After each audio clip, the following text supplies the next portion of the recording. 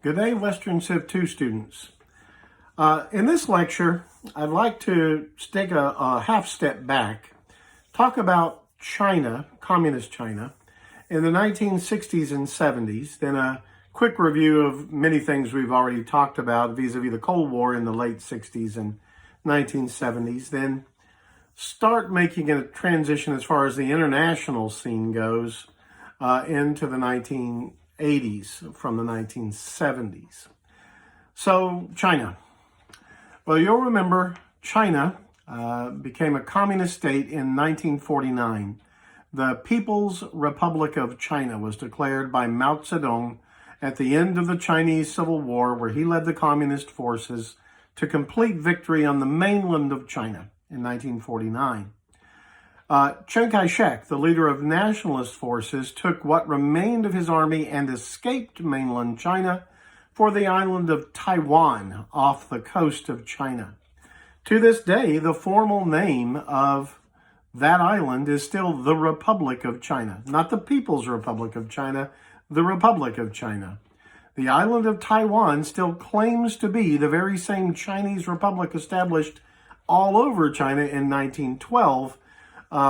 It would be very much like if there was a revolution in the United States and communists took over 49 of the 50 states, but the president and the cabinet and Congress and part of our army flew to Hawaii and said, "We are the United States of America." I mean, there would be a certain truth in that, right? That's exactly what happened. Chiang Kai-shek said, "We are the Republic of China" on the island of Taiwan. It had been part of China before, but now the Republic of China, non-communist China, was only this one island and two little bitty islands right off the coast of mainland China called Quemoy and Matsu. Don't worry about them. If this was a more detailed class, we'd talk about that, but we're getting the big picture in this class. But the People's Republic of China, communist China, is all of mainland China. And Mao Zedong set about massive reform, but he was a true believing communist. That meant the end of all private property. Now, this was ironic because a lot of his army had been peasants who were fighting to get land for themselves. They thought victory would mean they would get their own farms. They were upset with the landowners who they had to lease their land from at exorbitant rates and the like. And the communists had basically promised them land. But what instead Mao did was create vast communal farms where all the farmers were gathered together in a commune. And they would run the commune by collective decision. But instead of getting their own farms, the farmers were made part of collectives. And nobody had any land of their own. It all belonged to the nation. Well, you can see how this might actually lead to a fair amount of resentment, and it did. And of course, every shopkeeper's shop was taken. Everybody's private property was seized by this true believing communist government, and everything was reorganized for central economic control. Well, far from it leading to an increased standard of living, as probably most people who fought on his side during the revolution thought, in fact, it led to a massive decline in quality of life. I mean, these collective farms weren't nearly as productive as the small peasant farms had been, and those had already been inadequate for China's large population. So it was a disaster economically when the communists took over. This is frequently the case, incidentally, in countries that fall to communism. But there you have it. Now, also, you'll remember that just a year after gaining independence, at the end of 1952, Mao had sent huge numbers of People's Liberation Army, his army, people into North Korea to fight the United States and the South Koreans and our allies in the Korean War. So for nearly 3 years, Communist China was involved in a long, bloody war with the United States and our allies in Korea. This, again, didn't help the Chinese economy much to be pouring all these resources and hundreds of thousands of lost lives into the Korean War, but there you have that. Then Mao did something, again, just crazy by any normal economic decision-making process. It was called the Great Leap Forward. by Mao and the communists in China, the Great Leap Forward. In the mid-1960s, Mao decided he was going to turn this largely agricultural peasant society of China into an industrial power. And each village got industrial requirements sent to them that they had to meet.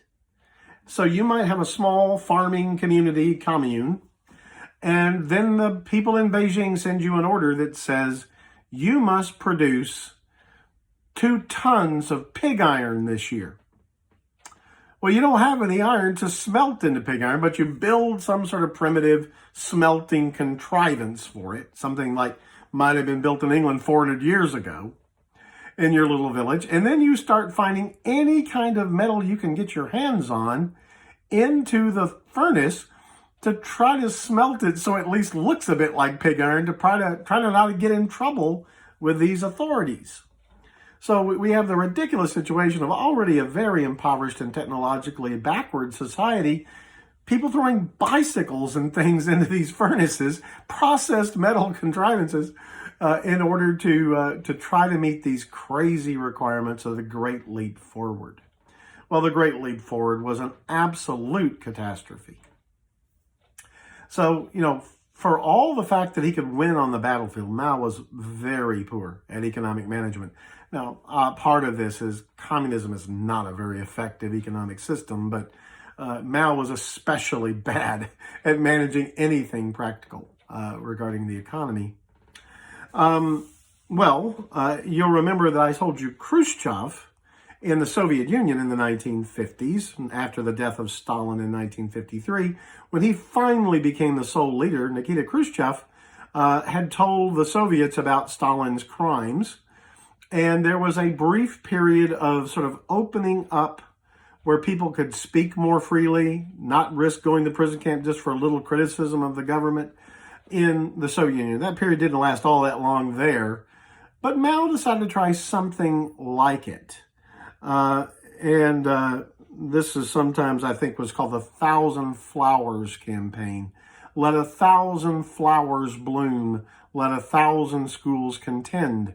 So the idea being we'll get an exchange of ideas, and maybe people will come up with better ideas to really grow China and improve our economy. And we get all these ideas being exchanged. Well, whether he ever meant that or not, that is not what happened. Once intellectuals began publishing papers and writing things in newspapers and journals that were the tiniest bit critical of the government, Mao cracked down. He rounded these people off, sent them to re-education camps, labor camps, basically, for intellectuals to suffer in. It may be, some scholars think the whole thing was a ruse just to smoke out intellectuals who might have criticisms of him. Very possibly, this whole thing was a lie so he could trap people who might be opponents of his in the future. Be all that as it may, China limped along into the 1960s, but they did have a big country, and if they poured resources into one project, they could accomplish things. And that one project, I believe it was 1964, China detonated its first thermonuclear bomb. So from the year I was born forward, China has been a thermonuclear power. Today, they have missiles as good as anybody's. I am certain right now there are Chinese missiles targeting us here in Dallas-Fort Worth and Washington, D.C. and New York and all the other cities in America. And they could hit us if they wanted. This is something to always remember. Communist China could start World War III. I don't think they will. I'm not saying that to scare you. I think they have no reason to at all. But they have the capacity, just as we have the capacity to wipe them out if we wanted to. Since 1964. So that was one achievement, was the Chinese communists became a nuclear power in the mid-1960s.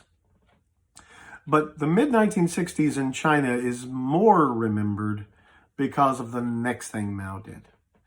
The Cultural Revolution. The Cultural Revolution was unleashed chaos on China. Mao constantly was fretting, and he was getting older now. He'd been in charge for 20 years of the People's Republic nearly, and 20 years before that in the Civil War nearly. So he was a man already in his 60s at this point. And he was worried that rivals within the Chinese Communist Party might try to overthrow him. So what he did was arm the youthful communists of China, and I'm talking like teenagers, the communist equivalent of the Boy Scouts and Girl Scouts. Arm them, literally arm them, and send them out into society in China to detect anybody who varied the tiniest bit from Mao's teachings on communism. They had a little book, The Sayings of Chairman Mao, which they treated like a Bible, a little red book. It was called The Little Red Book.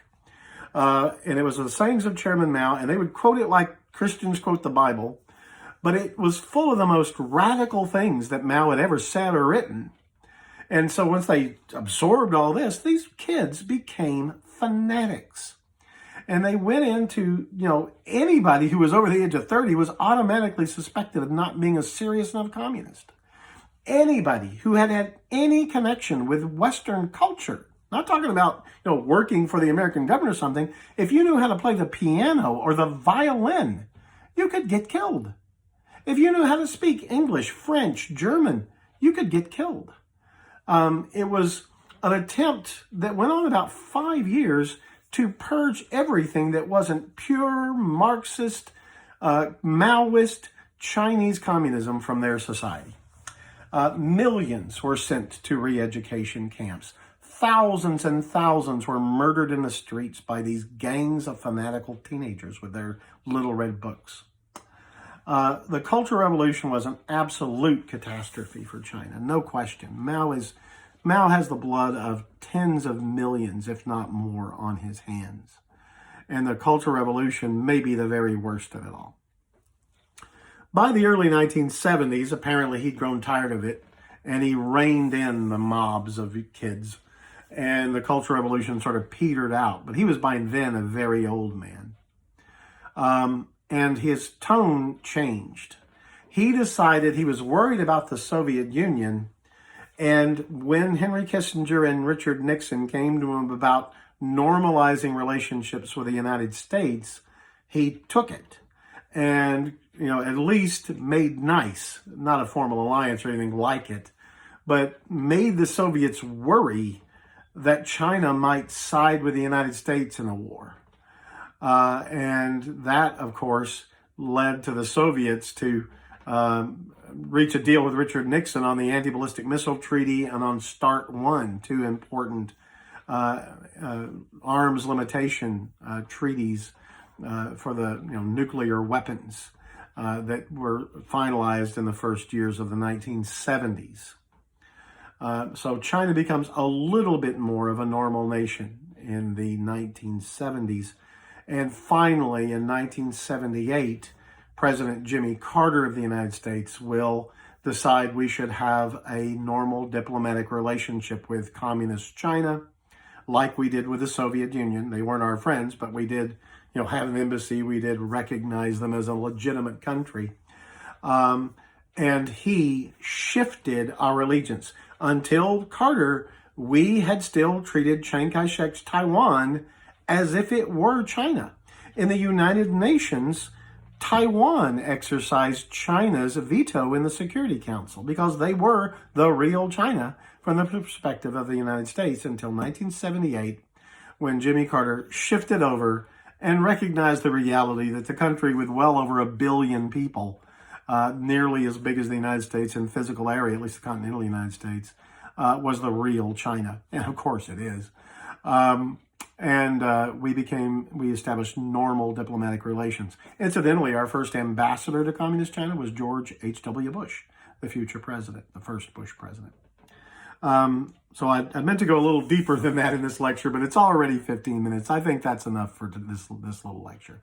Next time, we'll talk about the late 70s and the world situation. Thank you.